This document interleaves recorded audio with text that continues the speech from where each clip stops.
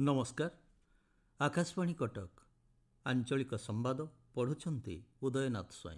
मुख्य संवाद नुआपड़ा विधानसभा उपनिर्वाचन प्रचार कार्य शेष हेब आउ किछि समय पर राज्यर कृषक मानकर आय वृद्धि को सुनिश्चित करने आसंताकाली ओडिशा गस्तर आसुछंती केंद्र कृषि मंत्री। राज्यर पुराणा और विपद संकुल अवस्था थिबा अट्टालिका गुड़िक चिन्हट करा जाई पर्यायक्रमे भंगा जिबाकु सरकारक निष्पत्ति एवं लोकमानंको मागणा आईनी सेवा प्रदान दिगरे सचेतन करने नहीं आज पालन करा जाउछि जातीय आईनी सेवा दिवस। एथर संपूर्ण संवाद नुआपड़ा विधानसभा उपनिर्वाचन लगी आज अपराह्न 4टार प्रचार कार्य शेष हेब। यापर 48 घंटा नीरव अवधि रहिबो। एही समय मध्य कौनसी प्रकार प्रचार कार्य होई परिबो नाही बोली निर्वाचन कमिशन पक्षरु कहा जायछि। प्रचार अवधि शेष हेबाकु आउ 2 घंटारू कम समय रहिछि।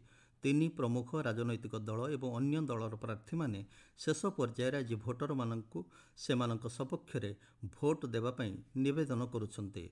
नुआपड़ा विधानसभा आसन पई आसंता 11 तारिख मंगलवार दिन सकाळ 7टारू मतदान आरंभ होई संध्या 5टा पर्यंत भोट ग्रहण कराजिबो।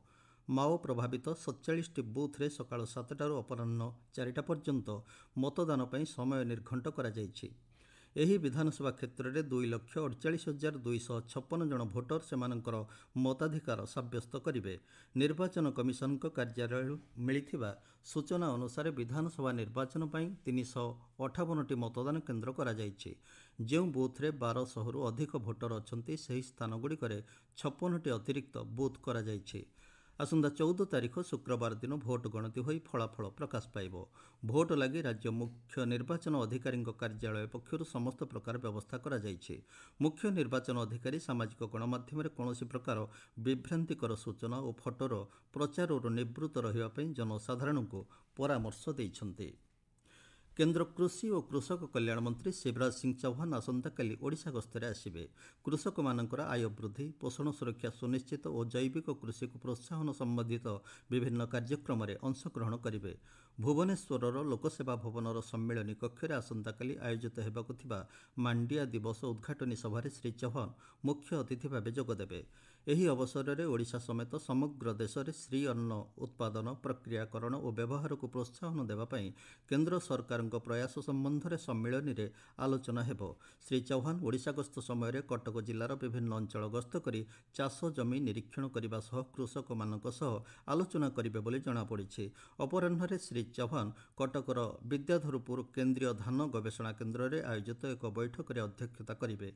एही बैठक में प्रधानमंत्री धनधान्य कृषि योजना, डाली आत्मनिर्भरता मिशन और जातीय जैविक कृषि अभियान कार्यकारितार समीक्षा करेंगे। मुख्यमंत्री जन अभियोग शुणाणी आसंताकाली बंद रहिबो। मुख्यमंत्री अन्यान्य गुरुत्वपूर्ण कार्य थिबारु अभियोग शुणाणी बंद रहिबो। परवर्ती शुणाणीर तारीख जनसाधारण को संवादपत्र माध्यम जणाई दियाजिबो। एनै साधारण प्रशासन और साधारण अभियोग विभाग पक्षरु विज्ञप्ति प्रकाश पाइछि। भगवान बिरसा मुंडा 150तम जन्म जयंती अवसर में जनजाति गौरव दिवस पक्ष पालन करा जाउछि। एही उपलक्षे नवरंगपुर जिलार हुइलीठारे थिबा एकलव्य आदर्श विद्यालय रे एक ट्राइबल फैशन शो आयोजित होइथिला। एथिरे विद्यालयर 40 जन छात्र छात्री भाग नै ओडिशा समेत समस्त राज्यर जनजाति मानक पारंपरिक वेशभूषा परिधान करी कार्यक्रम रे भाग नैथिले। एतद्व्यतीत छात्र छात्री द्वारा आदिवासी और सामाजिक चलनी संपर्कित एक चित्रकला प्रदर्शनीर आयोजन करा जायथिला। आपणमाने आंचलिक संवाद शुणुछन्ते आकाशवाणी कटक केन्द्रରୁ। कटक बक्सी बजार मणिसाहू छक निकटरे गतकाली घटिथिबा बहुतल अट्टालिका भुशुड़िबा घटना सरकार तरफରୁ प्रतिक्रिया प्रकाश पाइछे। नगर उन्नयन मंत्री कृष्णचंद्र महापात्र कहिसंती सरकारी एवं बेसरकारी पुराणा एवं विपद संकुल अवस्था थिबा अट्टालिका गुड़िक चिन्हट करा जाई पर्यायक्रमे भंगाजिबो। सरकारी बिल्डिंग जिते अनसेफ अछि ताकू सरकार देखुछंती तदारक करुछंती। जो बिल्डिंग अनसेफ हेतियो बा डैमेज कंडीशन को आछेतियो ताकू डिमोलिश करियो। सरकारी बिल्डिंग ऊपर हमें मध्य तर्जमा करूछु। वर्क्स डिपार्टमेंट भी ऊपर तर्जमा करुछंती। जेते बिल्डिंग आम डिपार्टमेंट रे मध्य जेते अनसेफ बिल्डिंग थिबो हम ताकू निर्देश दिया आइछि अनसेफ बिल्डिंग को सब डिमोलिश करियो। ଗଞ୍ଜାମ ଜିଲ୍ଲାରେ ଆସନ୍ତା 16 ତାରିଖରୁ 30 ତାରିଖ ପର୍ଯ୍ୟନ୍ତ ସାଂସଦ ଖେଳ ମହୋତ୍ସବ ଆୟୋଜନ କରାଯିବ। ପ୍ରତ୍ୟେକ ବ୍ଲକରେ ଆୟୋଜିତ ହେବାକୁ ଥିବା ଏହି କାର୍ଯ୍ୟକ୍ରମ ପାଇଁ ଜିଲ୍ଲା ପ୍ରଶାସନ ପକ୍ଷରୁ ପ୍ରସ୍ତୁତି ଆରମ୍ଭ ହୋଇଯାଇଛି। କନିଷ୍ଠ ଓ ବରିଷ୍ଠ ଦୁଇଟି ବର୍ଗରେ କ୍ରୀଡ଼ା ପ୍ରତିଯୋଗିତା ହେବ। 12ରୁ 16 ବର୍ଷର ପିଲାମାନେ କନିଷ୍ଠ ବର୍ଗରେ ଓ 16ରୁ 24 ବର୍ଷ ବୟସ୍କମାନେ ବରିଷ୍ଠ ବର୍ଗରେ ଭାଗ ନେଇପାରିବେ। ଏଥିନିମନ୍ତେ ଆସନ୍ତାକାଲିଠାରୁ 16 ତାରିଖ ପର୍ଯ୍ୟନ୍ତ ଜିଲ୍ଲାର ସମସ୍ତ ବ୍ଲକରେ ଇଚ୍ଛୁକ ପ୍ରତିଯୋଗୀମାନେ ସେମାନଙ୍କର ଆବଶ୍ୟକ କାଗଜପତ୍ର ଦେଇ ପଞ୍ଜୀକରଣ କରିପାରିବେ। କେନ୍ଦ୍ରାପଡ଼ା ଜିଲ୍ଲା ପ୍ରଶାସନ ଏବଂ ମୋ ଭାରତର ମିଳିତ ଆନୁକୂଲ୍ୟରେ ତୁଳସୀ ମହାବିଦ୍ୟାଳୟ ପରିସରରେ ସର୍ଦ୍ଦାର ବଲ୍ଲଭଭାଇ ପଟେଲଙ୍କ 150ତମ ଜୟନ୍ତୀ ଅବସରରେ ବିଭିନ୍ନ ପ୍ରତିଯୋଗିତା ଅନୁଷ୍ଠିତ ହୋଇଯାଇଛି। ଏଥିରେ ଜିଲ୍ଲାର ବିଭିନ୍ନ ମହାବିଦ୍ୟାଳୟର ଛାତ୍ରଛାତ୍ରୀମାନେ ଅଂଶଗ୍ରହଣ କରିଥିଲେ।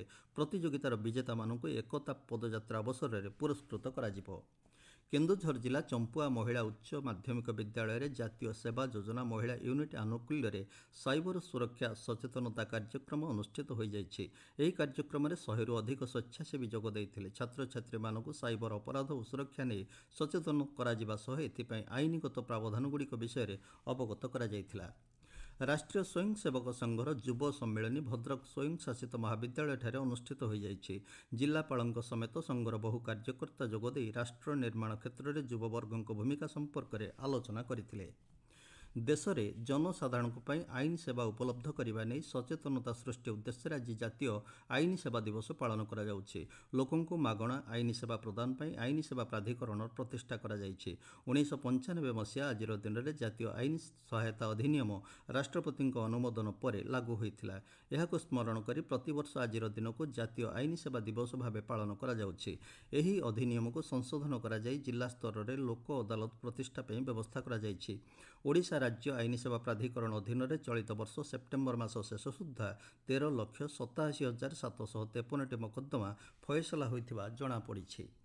ଗଞ୍ଜାମ ଜିଲ୍ଲାର ଛତ୍ରପୁର ତାଲୁକ ଆଇନ ସେବା କମିଟି ପକ୍ଷରୁ ଆୟୋଜିତ ଆଇନ ସେବା ଦିବସ ୟୁରୋ ସ୍କୁଲ ପରିସରରେ ପାଳିତ ହୋଇଯାଇଛି। ଅତିଥିମାନେ ଜାତୀୟ ଆଇନ ସେବା ଦିବସ ସମ୍ପର୍କରେ ଆଲୋକପାତ କରିବା ସହ ଆଇନର ବିଭିନ୍ନ ଦିଗ ଉପରେ ଉପସ୍ଥିତ ଛାତ୍ରଛାତ୍ରୀମାନଙ୍କୁ ସଚେତନ କରିଥିଲେ। ପାଣିପାଗ। ରାଜ୍ୟକୁ ଉତ୍ତର ଦିଗରୁ ଶୁଖିଲା ଥଣ୍ଡା ପବନ ପ୍ରବେଶ କରୁଥିବାରୁ ଆସନ୍ତା 3ରୁ 4 ଦିନ ମଧ୍ୟରେ ରାତିର ସର୍ବନିମ୍ନ ତାପମାତ୍ରା 3ରୁ 4 ଡିଗ୍ରୀ ହ୍ରାସ ପାଇବାର ସମ୍ଭାବନା ଅଛି ବୋଲି ଭୁବନେଶ୍ୱର ଆଞ୍ଚଳିକ ପାଣିପାଗ ବିଜ୍ଞାନ କେନ୍ଦ୍ର ପକ୍ଷରୁ କୁହାଯାଇଛି। ରାଜ୍ୟର ଆଭ୍ୟନ୍ତରୀଣ ସମେତ ପଶ୍ଚିମ ଭାଗର କେତେକ ସ୍ଥାନରେ କୁହୁଡ଼ି ପରିଲକ୍ଷିତ ହୋଇଛି। ଆସନ୍ତା ବୁଧବାର ପର୍ଯ୍ୟନ୍ତ ପାଗ ଶୁଖିଲା ରହିବ ବୋଲି ପାଣିପାଗ ବିଭାଗ ପକ୍ଷରୁ କୁହାଯାଇଛି। ଗତକାଲି ଝାରସୁଗୁଡ଼ାରେ ସର୍ବନିମ୍ନ ତାପମାତ୍ରା 11.7 ଡିଗ୍ରୀ ସେଲସିୟସ୍ ରେକର୍ଡ କରାଯାଇଥିଲା।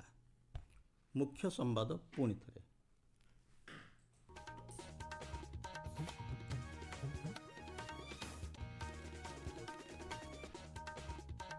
ନୂଆପଡ଼ା ବିଧାନସଭା ଉପନିର୍ବାଚନର ପ୍ରଚାର କାର୍ଯ୍ୟ ଶେଷ ହେବ ଆଉ କିଛି ସମୟ ପରେ। ରାଜ୍ୟର କୃଷକମାନଙ୍କର ଆୟ ବୃଦ୍ଧିକୁ ସୁନିଶ୍ଚିତ କରିବା ପାଇଁ ଆସନ୍ତାକାଲି ଓଡ଼ିଶା ଗସ୍ତରେ ଆସିବେ କେନ୍ଦ୍ର କୃଷିମନ୍ତ୍ରୀ।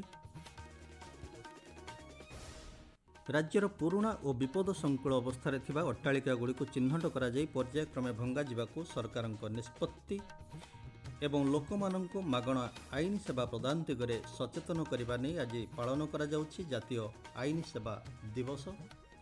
ଆଞ୍ଚଳିକ ସମ୍ବାଦ ବର୍ତ୍ତମାନ ପାଇଁ ଏତିକି। ପରବର୍ତ୍ତୀ ଆଞ୍ଚଳିକ ସମ୍ବାଦ ଶୁଣିପାରିବେ ସନ୍ଧ୍ୟା 6:45 ସମୟରେ। ଅଧିକ ସମ୍ବାଦ ପାଇଁ ଆପଣମାନେ newsonair.gov.in ୱେବସାଇଟ୍ ଏବଂ ନ୍ୟୁଜ୍ ଅନ୍ ଏଆଇଆର୍ ଆପ୍ରେ ଲଗ୍ଇନ୍ କରିପାରିବେ।